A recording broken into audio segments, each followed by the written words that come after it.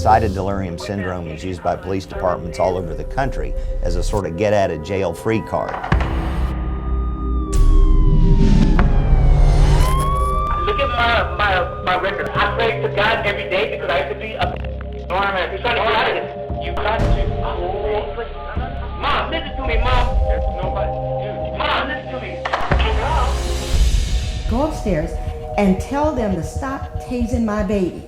And you hear on the audio that Norman says, "Are you going to tase me?" And the response is, "Do you want to be tased?" Put your hands behind your back. There's preliminary indications that lead us to believe that it may be a case of excited delirium. What about the tasing? 100,000 voters. So that had nothing to do with it, huh? Excited delirium.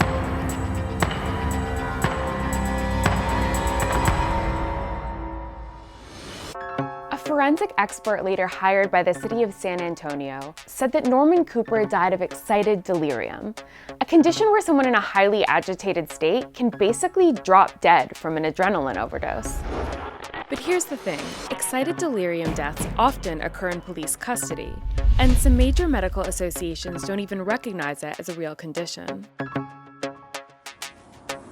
Which brings us to the death of Norman Cooper. What was Norman like? He was always a gentle giant. You know, he was a big guy.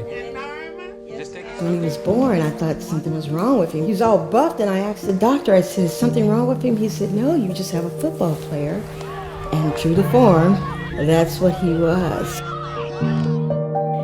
He and Nate were always close. He's holding Nate there. But of the three children, Norman was the most compassionate.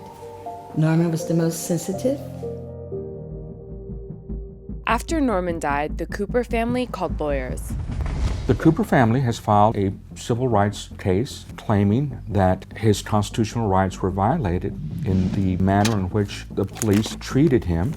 Excited delirium has been used by medical examiners for a number of years. Basically, when people die in police custody and there is no other way of explaining why they died. That weekend, back in 2015, Jennifer and Noble Cooper were out of town, and Norman was staying at their place. The family said that Norman arrived at their house around 2 a.m. and started pounding on the door for his little brother Nate to let him in. He was sweating. He wasn't really at himself. He looked like maybe he was intoxicated or something of that nature.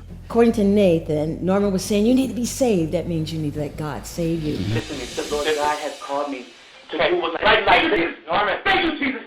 Nate's trying to calm him down. He realized he can't, and he didn't know what else to do, so he calls the police. Put your hands behind your back. I'm going to preach God's word with the fire. This is your last chance. Listen. And then at that particular time, they started tasing him as though there was some visual animal with there. Hadn't touched nobody. His only crime was preaching to his brother. That's evil. Norman's autopsy mentions taser-like wounds on his body, but ultimately blames his death on a cocktail of things: the methamphetamine found in his system, a prolonged struggle, and an enlarged heart. We asked many times to speak with the San Antonio Police Department, which gives its officers training on excited delirium, but our requests were declined. We were able to speak to Teresa DeMaio, a nurse who wrote the book on excited delirium, with her husband, a Texas medical examiner.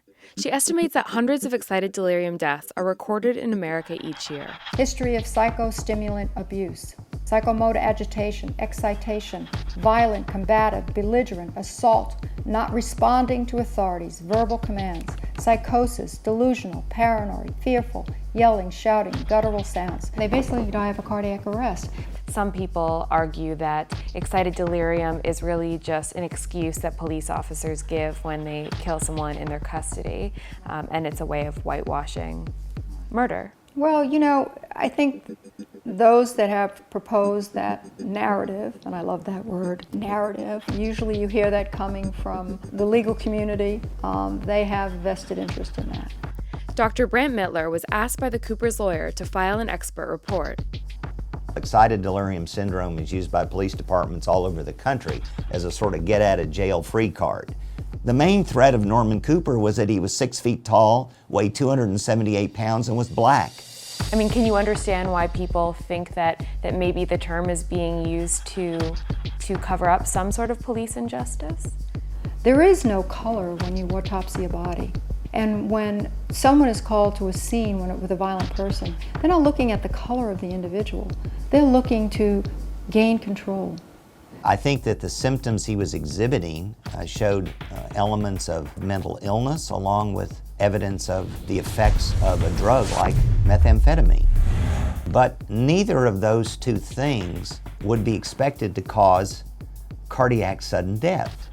Before Taser was even known, they did neck holes to restrain these individuals. And they were blamed for blocking the airway by neck holes. Now it's Taser is the bad boy on the block.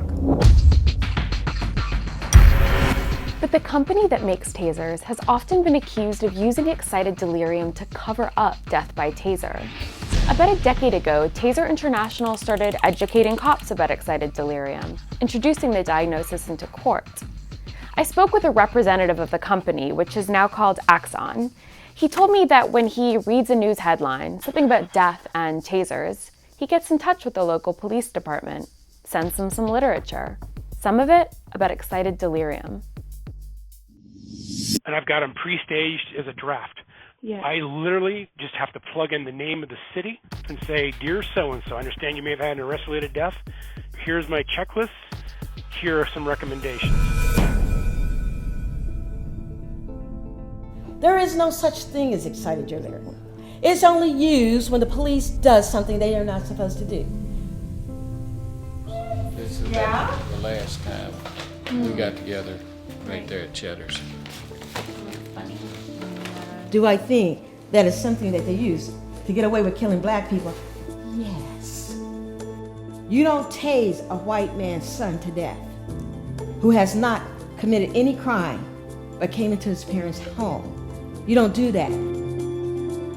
According to one investigation by the Austin American-Statesman, excited delirium disorder has been used in Texas to account for 50 in-custody deaths since 2005, most of them of Black and Hispanic men. There's nobody really keeping track of excited delirium deaths. There's no national database. It's up to each medical examiner in each American city or town to decide whether to use the diagnosis.